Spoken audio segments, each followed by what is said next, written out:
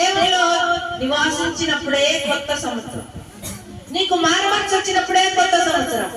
నూతన సృష్టి ఎప్పుడు వస్తుందంటే నీవు మారుమనసు పొందుకొని పరిశుద్ధాత్మలో నింపబడి నిజమైన రక్షణలో నడిచినప్పుడే అదే కొత్త సంవత్సరము.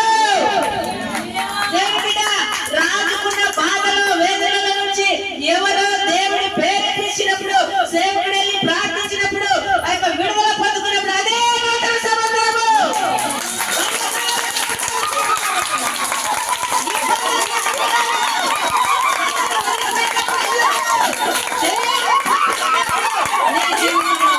నూతన సంవత్సరం జరగబోతుంది. దేవుని రక్షణను పొందుకున్నప్పుడు అదే నూతన సంవత్సరం. నూతన సంవత్సరానికి ఎక్కడన్నా పేరు వచ్చిందా? ఈరోజు 25లో ఉన్నాము, 2025లో ఉన్నాము. ఎక్కడన్నా పేరు వచ్చిందమ్మా? ఈ రోజు నూతన సంవత్సరం కాబట్టి ఈ రోజు చంద్రుడు ఇక్కడ ఉండడు, ఇటువైపు వస్తాడు. ఇటువైపు ఈ రోజు కూకడు, ఈ రోజు ఇటు వెళ్తాడు. ఏ మార్పులు లేవు.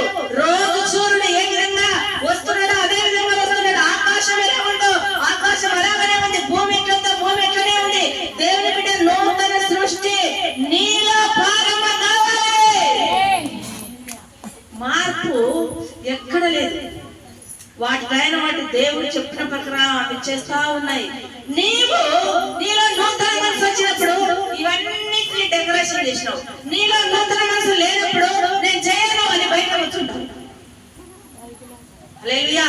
నూతన హృదయం కావాలి, నీకు నూతన మనసు కావాలి, అన్నిటిలో యథార్థమైన జీవితం కావాలి, దేవునికి వాక్యంలో జీవించే జీవితం కావాలి, నమ్మకమైన కానీ నీలో ఉన్న యథార్థమైన జీవితం కావాలని కూడా దేవుడు అడుగుతున్నాడు.